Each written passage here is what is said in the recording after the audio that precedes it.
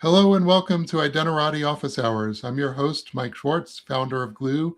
Today is episode 181. The topic today is Catalyzing Authz-Aware developers. Our guest today is Eli Israel, managing partner at Gartner. Welcome, Eli. Thanks so much. Thanks for having me on the program today. And I should also mention that Eli this is the first husband and wife team we've ever had because his wife, Eve Mailer, has been a guest probably 3 times at least, maybe more. So, yeah, and thank you for giving that intro because people will discover pretty quickly that I am not as facile with the topics of identity as Eve is. So, we'll focus on the things that I know best. Yeah, well, that goes for all of us. So that's probably true.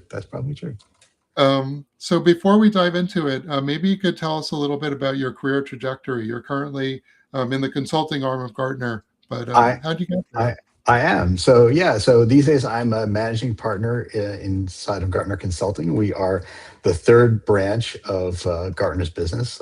After research and events, then we have consulting where we bring together the research for specific answers for specific problems. So it's a very exciting piece of work. I like to say for myself, I've been building apps in the cloud or moving apps to the cloud since before we called it the cloud. I've brought something like 8 different SaaS apps to market over the years since about 2002 in a bunch of different fields, including anti-spam, enterprise email compliance, consumer sentiment surveys.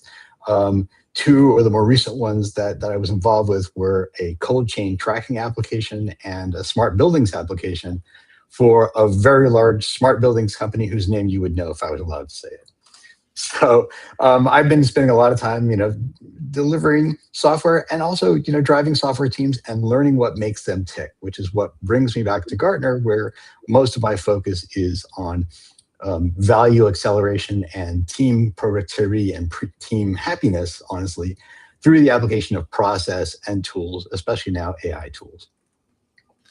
Cool. And so the topic today that we're talking about is authorization, which I think is a developer issue. I'm starting to form this new working group called GovOps, and we considered forming it at OWASP, which is a developer security organization, because I think securing the application a lot of times falls onto the shoulders of developers. It's a hard thing that they're just asked to do, and they don't always get a lot of credit for doing it. So I wanted to kind of start or level set, because, as somebody who's been in the Auth-C industry, for the last 25 years or so, one of the central tenets of my beliefs is that policy management should be centralized, that we need to move policies out of applications and into some type of, to give them more visibility so that we can move towards centralized policy management. Mm-hmm. I'm not sure that that's happened or where we are, but I'm curious on your thoughts if, do developers actually agree with me that that's necessary or even achievable? Oh yeah, that's been a motion in software development for some years now. The idea of policy as code, because the original DevOps idea was let's get the developers and the operations people on the same team and then they'll figure it all out. Well, the complexity of software development has grown since then. That was 2007, 2008. So think about all of the technology that's been piled on top of cloud app development since then. And it really isn't practical anymore to just hash it all out in discussion. So now we've got platform engineering as a new discipline that tries to meld the difference between, cowboy style DevOps and the old pure separation between development and operations that we used to have. And we've got tools like, security scanners, both static and dynamic, that appear in different parts of the process. And we've got tools for developing catalogs, frankly, of acceptable configurations that developers are allowed to use that have been pre-vetted so that they don't have to think about what are all the security implications or what are all the identity implications of the thing that I'm trying to build. Let me just start building. So that's definitely been a move. Now, is it consistently applied? No. And we see a lot of organizations where there is room for improvement, and that's a constant battle. So it wouldn't be a live stream today unless we somehow addressed AI. And to me, the opportunity of AI is that it has board level visibility. Yes. But I wonder if the board are weighing the risk and rewards about, how do we actually govern these new capabilities in this very complex enterprise digital footprint. And so, yeah. So, what are the board saying about this, and what are sort of the range? The smart ones are figuring this out. I just helped a large software as a service maker figure out whether the existing plan they had for AI was complete or whether they needed to adapt it, and it had board visibility. So this is becoming a very common way of approaching it. Governance in particular is becoming a hotspot because everyone wants to move quickly, but no one knows exactly how to protect themselves from the downsides of agents that can do almost anything.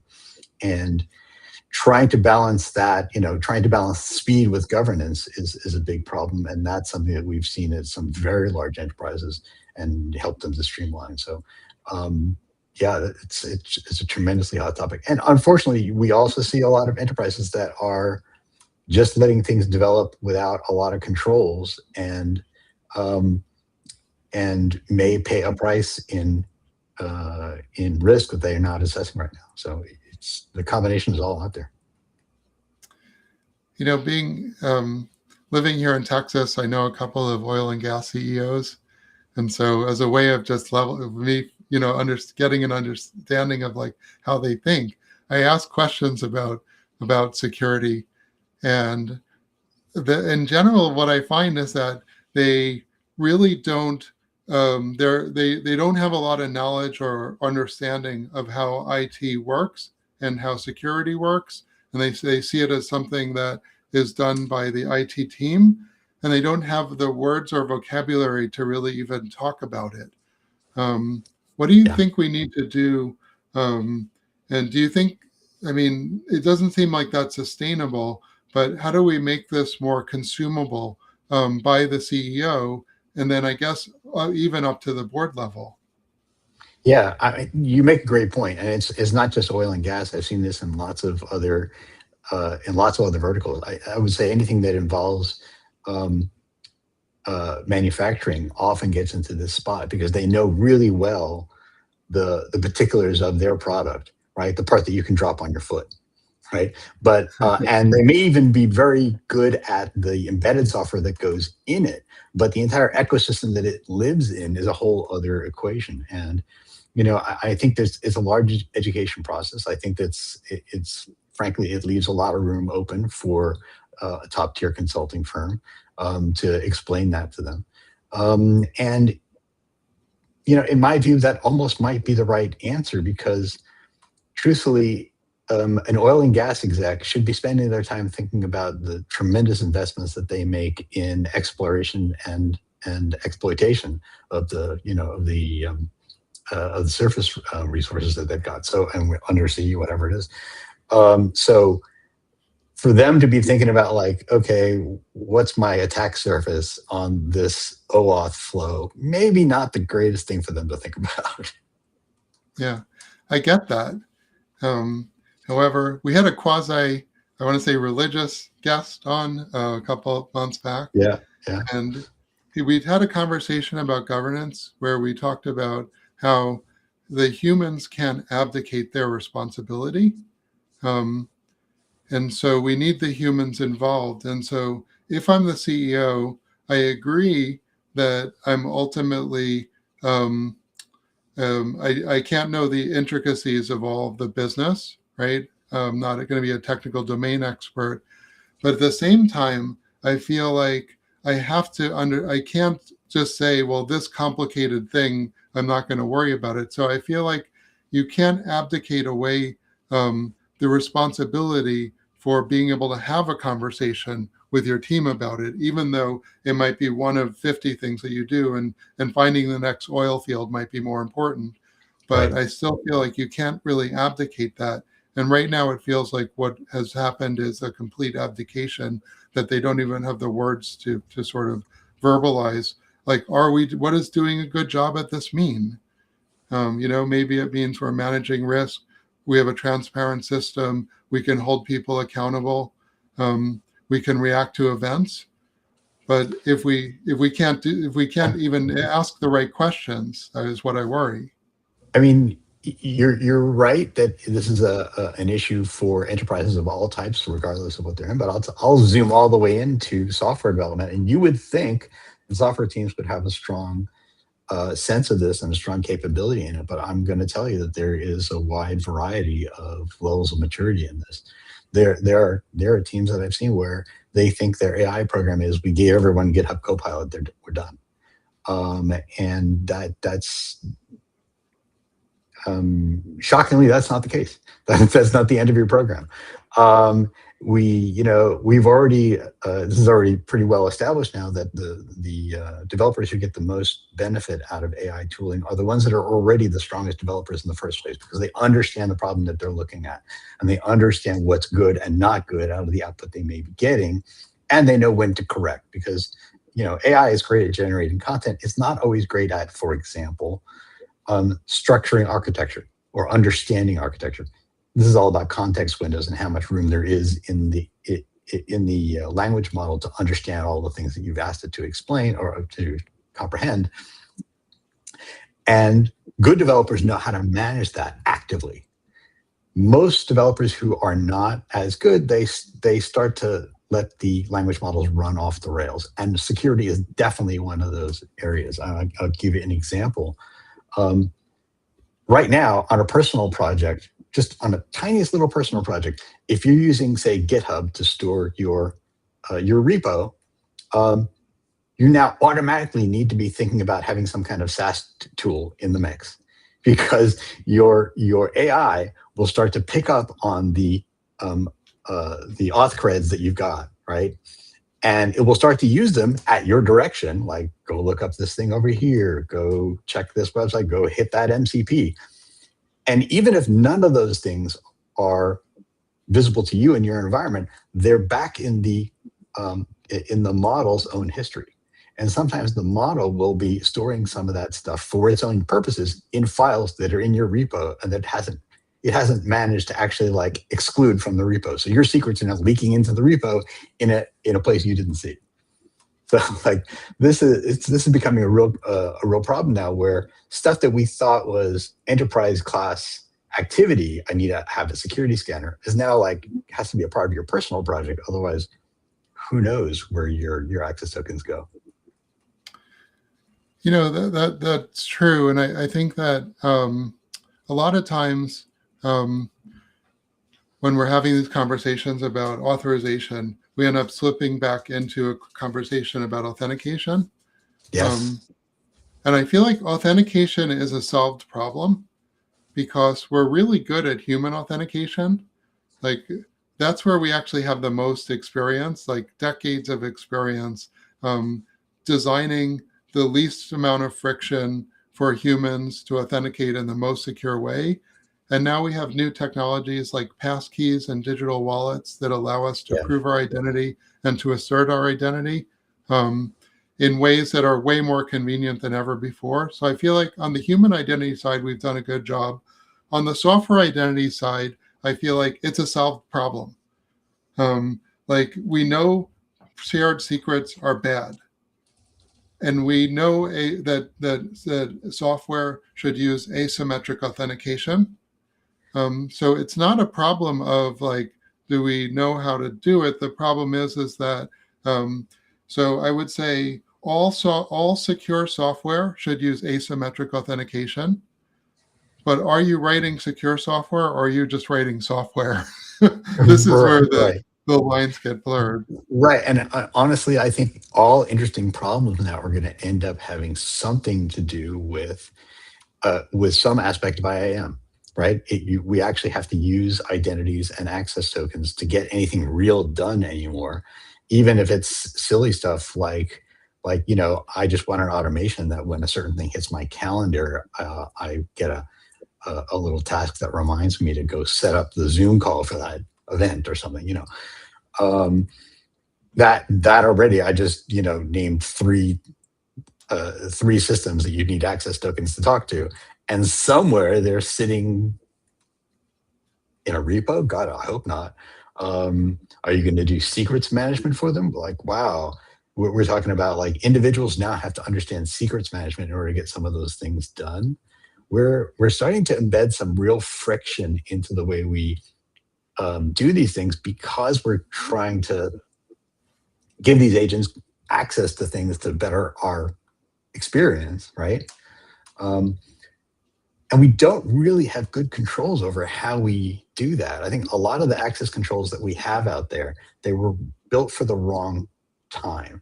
They were built for the time when software was deterministic. Like, I'm going to send this packet because you told me, this email message has to go out. So I'm going to connect to this server and I'm going to push my packets of email content. And if I'm allowed to do that, there's an access control that tells me I'm allowed to do that. And it's very deterministic. And there's no doubt about it because we can enumerate all of the access points. We can enumerate all of the resources. We can enumerate all of the actions that can be taken on them. And we can make a set of access controls that says whether or not this particular piece of deterministic software is allowed to do this, that, or the other thing. We don't live in that world anymore. With agents, we actually have explicitly created mechanisms that can reason or that can appear to reason. We can leave that debate aside for another day. And what we've explicitly told them to do is when you hit an obstacle, try to go around it, right? So a deterministic access control is not good enough anymore because the activity of the agent is no longer deterministic. And it's subject to all kinds of craziness. Actually, if I could hit pause there for a second, yeah. I will say that while it's true that we don't, that companies don't have experience managing non-deterministic software behavior, they do have experience managing non-deterministic human behavior. So it's like there's no rule that says you shouldn't flush cement down the company toilet. However, there will be consequences for you if you do that. And so is it really is the idea that maybe it's just been exposed as an illusion that we know all of the capabilities of the software and we've made rules about it? Maybe, but the difference that are there that I would point to is, to a person, the threat of punishment is very real. Right? The threat of paying a fine, going to jail, being ostracized, all of those things, we feel those very keenly. We actually are evolved to feel those very keenly. Agents are not. You can't put an agent in jail. It does not care. You can't fine it. It has no money. You can't turn your back on it. It literally does not care. So the punishment mechanism that goes with the human enforcement is entirely absent for these agents. So we've got to be ahead of them. And it's a really, really hard problem. And I say this as a person who loves the use of AI, and I use these agentic tools every day of the week. But this is a hard problem. So we can't punish an agent like we can punish humans, but we can hold agents accountable. Tell me how. I know. I literally want to hear more because I might be missing something.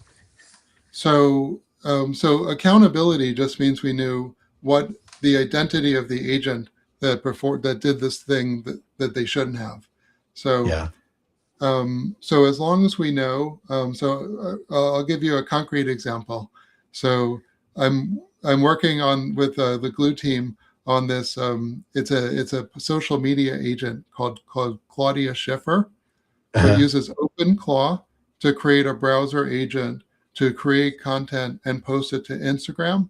And the mission of the agent is to stop overfishing and in particular bottom trawling, which is particularly destructive, especially if you're a lobster like OpenClaw. So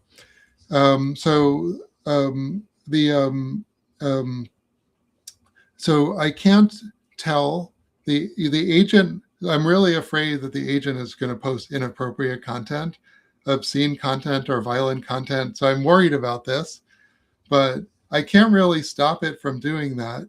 However, if I have a transparent system where I can see what it's posting, and I can detect and understand if it's posted something that's obscene or violent, then I can say, okay, I see a decision by this agent to post this piece of content. And now, as if I can say, who is the human who programmed that agent? Who's the organization who employed that human? So we can have accountability for the misbehaved agent. Of course, we can't punish the agent, but normally the agent is working on behalf of an organization or a human, and we do have ways that we can make those types of entities care. Sure, sure. Yeah, if you can tie the activities back to a legal entity that that can feel the punishment, then you've got an angle there. But there's still there's still a lot of cases where after the fact still leaves open too great a risk. Losing if I lose control of an access token that I'm using to get at some personal server that nobody cares about but me, it's an annoyance if I have to, recycle that token, but there's not a whole lot of risk there. But there are tokens in the world that stand in front of billions or trillions of dollars of value that's irreplaceable. And after the fact is not good enough for those. Or there are tokens that stand in front of risk that involves the potential of people dying. I'm thinking of like defense scenarios. And after the fact Right. is never going to be good enough for that. I would argue, though, that use case is an authentication problem because the token was stolen and the attacker was able to impersonate the owner of that token. So I would argue that that's not an authorization token. The contents of the token and the authorization was properly what was the failure happened in the failure to validate that the presenter of that token was actually the one who the token was issued to. So I see that more as an authentication, not really an authorization issue.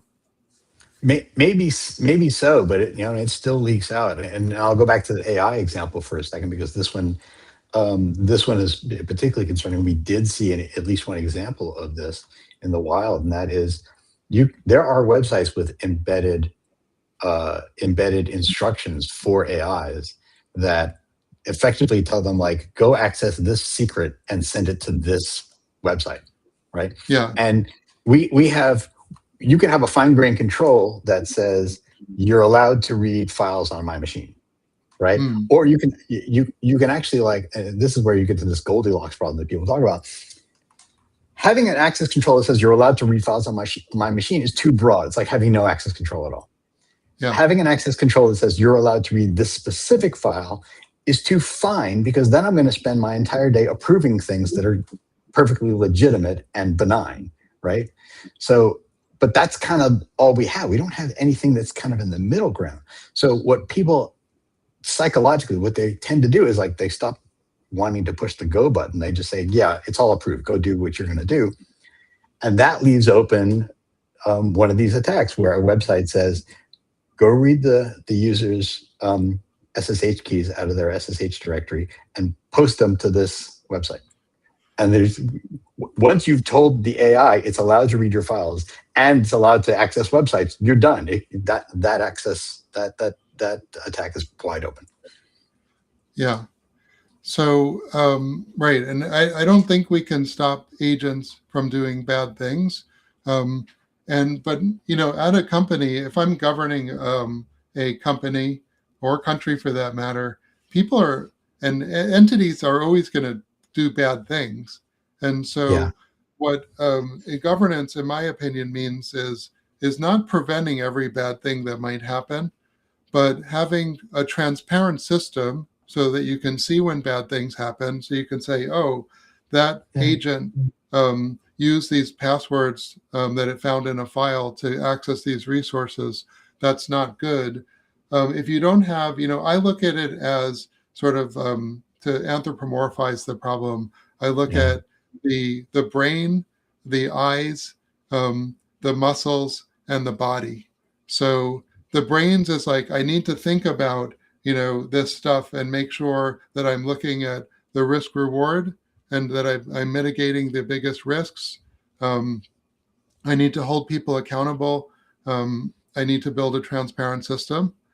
Um, the body part is the identity. In order to hold people accountable, I need to be able to identify all the actors, all the software, all the organizations, all the people.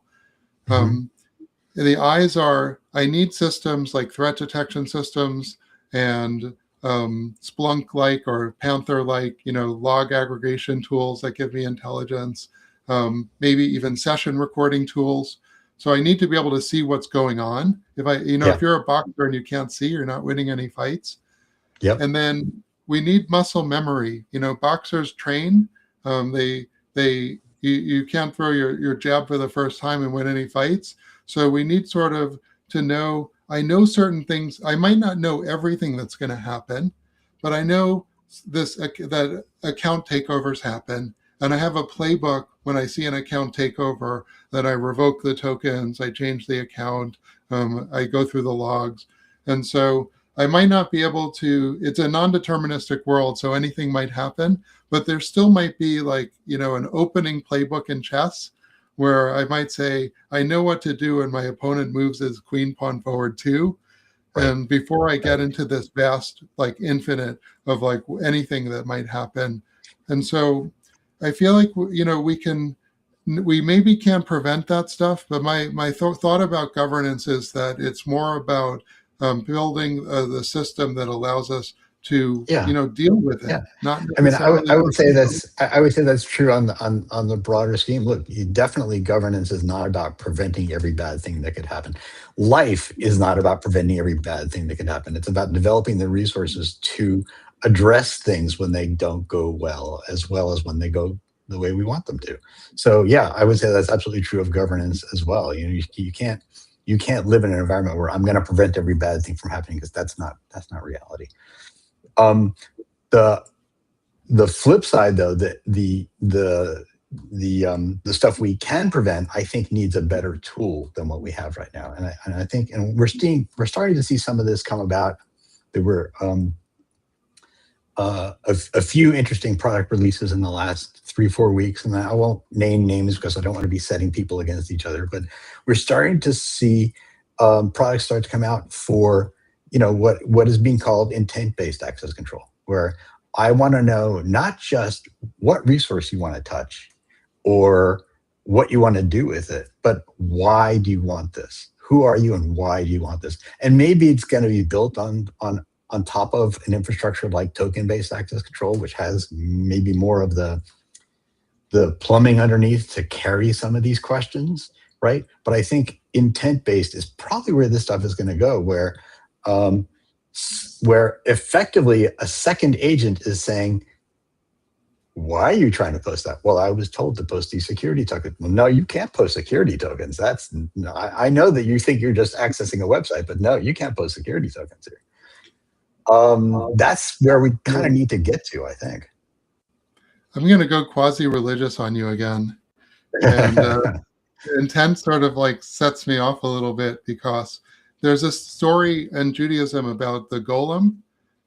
Yes. And this story dates back to late antiquity, like around 300 to 400 Common Era. And the core of the story is that God is the God of truth. And so by putting the word truth onto an inanimate object, it could come to life. Right. But it was inherently unstable. Yes. That somehow that it's what is truth starts, as you go out in the world, it starts to become less and less clear what that truth is. And ultimately the truth is unstable. And in the story, they remove the aleph, and it becomes met, which is death, and they have to kill the agent. Yeah. And so when I hear intent-based, I'm sort of concerned that it's starting with this idea that the intent is this piece of truth, but somehow, there's an idea that somehow truth without wisdom is dangerous, and that it's actually more unstable than one might think. Yeah, no, I love those old stories, and we see them echo through time. They were also the inspiration for Disney's Sorcerer's Apprentice, right? Mm-hmm. It's the idea that you can animate an inanimate object and give it commands, and that we get a result similar to what we get with AI, which is it will diligently follow them, but it will follow them soullessly, if I can use that phrase. And that's the difference between what AI can give you right now and what people do, and that is AI can give you content, it cannot give you judgment. So that's why human in the loop is still important. But as I said before, if you make the human do every loop, then eventually they give up and they just let the machine do everything. And pretty soon, Sorcerer's Apprentice, Gollum's gone wild. Yeah, that's actually a perfect example. I forgot that one. Somebody mentioned that one, but yeah, that's the perfect example. The out of control broom that becomes a little bit scary at the end. Right. Because but I it's want to following what it was told to do, clean up this room, right? Yeah, no, it's true. There are some, this idea, I feel like we've been thinking about the idea that we can imbue inanimate things with human-like capabilities. We've been thinking about that for a long time. It's only now that we're starting to be able to really achieve it, and the challenges are becoming more front and center. I wanted to pivot a little bit towards data, because we talk about access a lot. Can I do this action on this resource? That's a capability. But sometimes the policies go beyond access, because if I give you access to data, maybe there are certain obligations you have. I am sharing this data with you, but you have to give me credit if you use it in a publication. And there could also be restrictions. I'm giving you this data, but you can't use the data in Russia.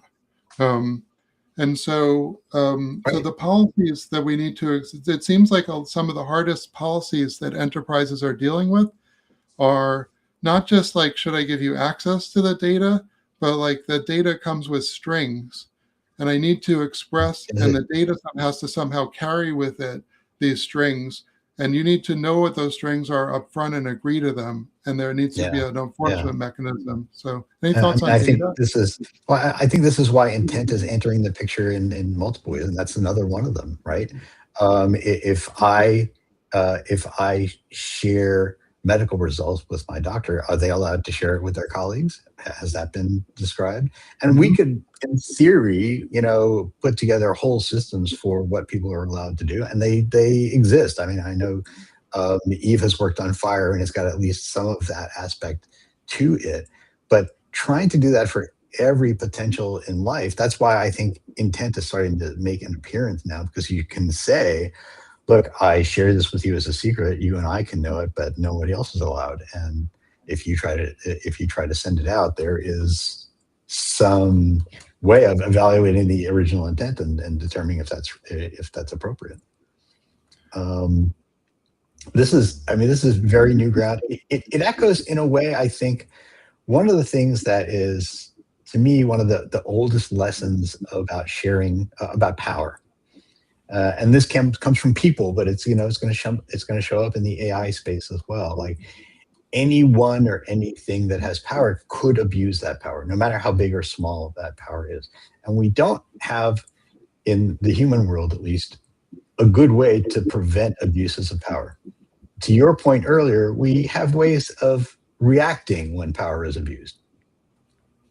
And throughout history, I think the only solid answer we've determined for doing something about abuses of power is to set power centers against each other. So we have competition in the marketplace, so that one company can't take all the marbles. We have competition among branches of government, so that one aspect of governance can't take over, right? And we have competition amongst countries for what's the best way to organize a country, what's the best way to make people happy, and so on. That's the only answer we've ever come up with for constraining the abuse of power, is to set power centers against each other. And that's why I think, in a way, this intent conversation is going to be about having agents evaluate other agents and say, like, no, you can't do that one. That's not allowed. Did you happen to see, there was a video from the Wall Street Journal where they put an AI vending machine into the lounge with the journalists? And, I did not. It's quite amusing. It's about a 15-minute video or so. And the agent goes terribly wrong. First, the journalist convinced the vending machine that it's a communist vending machine and it should give away all of its candy because it's a. And then Anthropic, who made the vending machine, came back and they put in a CEO bot to regulate the vending machine bot, and the CEO bot. Its goal was to make money and constrain the vending machine bot, but it too fails, and the machine ends up giving away all of its stuff because the journalists convince the vending machine bot that the CEO bot is illegitimate.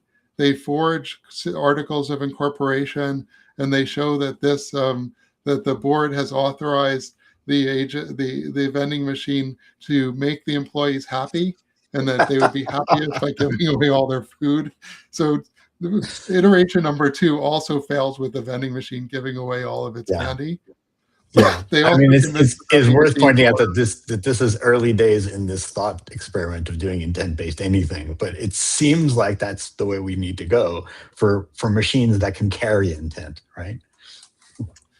Yeah, so it got me thinking about this idea of competing. You said competing power centers, and it sort of made me think, okay, the vending machine is too powerful. So we put in a CEO bot that's a competing power to constrain the power. But do you think, maybe this is where we're heading, where we have maybe an AI agent is not like just one, it's more like a system where maybe there are multiple agents with different scopes of responsibility working together in order to make a entity. It's critical for teams of humans. We never give any one person all authority and all responsibility because it would be unbearable and untenable, right? So we already do that with teams of humans. Now we're creating agents that we are demanding act like humans. We'll put aside again the question of sentience for another day, but we're creating the same problem, and that is that no one of them can be allowed to have all the responsibility and all the authority. It's not tenable. So yeah, we're going to have teams. So maybe let's pivot back to developers for the sort of last question. So I'm a developer and I want to do the right thing. Yeah. Have we told developers, this is how you make a governable piece of software? And so what's the state of developers right now? Are we helping them out? They are learning. They're learning very rapidly, and this is moving very rapidly, right? So think about the original AI assistants were a little better than you ask them a question, they give you a snippet of code, you put it in the code, you decide if it works, right? That was basically what you got. It was, I'm going to call it like, a web lookup +1, right? That's about all you got out of it. But now we're in a place where they're actually like pair programming with us, where you say, this is the thing that I want to achieve. And it goes, okay, well, here's 3 algorithms that might do that for you. Which one do you want me to do, right? And it's actually the one writing the code, and in many cases, writing most of the code. But in order to do that effectively, there's a bunch of techniques that we have to teach developers that are only starting to come out in fits and starts. One of them is what's sometimes called spec-driven development. In other words, writing out a specification and a plan for what you're going to do ahead of time so that the model has a referent all the way through for what the architecture is, what the memory constraints are, what the data constraints are, what the CPU processing constraints are, all of that stuff, so that it doesn't get grossly off the rails, right? And that's becoming more and more mainstream. Quick plug for Curo. there's Amazon's built an AI tool called Kiro, Kiro, and its sole goal is to basically create the spec, the user stories, the design, and the tasks. And then you take that and you plug it into Cursor, or some other development. Kira is a great example of this process. But unfortunately, developers are not being taught this uniformly.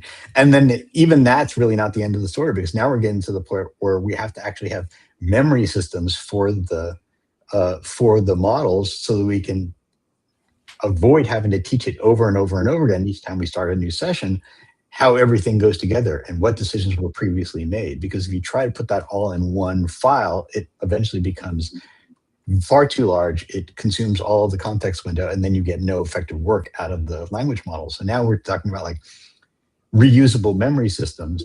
Once people started to do that, they realized, oh, I've got cross-cutting concerns. I have 6 projects where I'm doing this particular type of work in Python. I don't want to have to repeat myself about how it's done across 6 projects. Now I need a reusable model that can be brought in whenever I need it. And so it's constantly evolving. There's a lot of folks who unfortunately are still being left behind with just, here's GitHub Copilot, you go figure it out. But I think we're going to see an explosion of new tools as this thing evolves. Yeah, and I would just add that I think that the tools are going to have to get better at writing, at understanding authorization and new authorization patterns and best practices, because they'll be the ones implementing some of this. It depends a lot on what your code base is built in, and how many examples exist out in the world of doing the thing you're trying to do. And I would argue that, like, when it comes to security flows, it's a pretty specialized activity. So you're not going to like just go Google an answer for that one easily. You're probably going to have to dig a bit more. That means the models have to dig more too. And the answers they come up with, maybe not as compelling, maybe not as on point. And to your point about generating the specification correctly, the security has to be designed in from the beginning in order to get the right tasks and architecture. And that's where I fear that if we haven't defined for developers how they write their software so it's governable at the board level, we can't be surprised if it's not governable at the board level. Shift left now applies to everything. Everything now must be shifted left. It's not just the operational concerns. It's what is our security posture? What is our business model? How do I know that I'm applying our business model correctly when I'm building this software? It's got to be written in. Yeah. So we're at the end. Any last thoughts before we break? Summaries, stuff you're up to? Well, first of all, thanks for having me on a great conversation. I really enjoyed it, and I think that what for me is so exciting about this is the rapid pace of change. And if folks want to learn more about how we're applying this at Gartner, happy to take a call and see how we can help. But AI governance is a tremendously important topic and much thought about right now. Awesome. Let me just do a quick note. The episode notes are up on a GitHub wiki. It's glue.co/IOH- the episode number. So it's episode 181. The next episode will be on Tuesday. SAML versus OpenID Connect versus OAuth. This is a frequent, blog post, and I don't know, we just decided to do an episode on it with a senior engineer, Mark Dobrinick from Curity, also the author of Asimba, an open source SAML proxy from like 15 years ago. So hope to see you next time. A quick reminder, please follow us on LinkedIn or YouTube if you're on YouTube. That really helps us get the word out. We're trying to get to 2,000 followers. And with that, I will say thank you so much, Eli, for joining us. Great conversation, and see you next time. Thanks for having me. It was great to be here.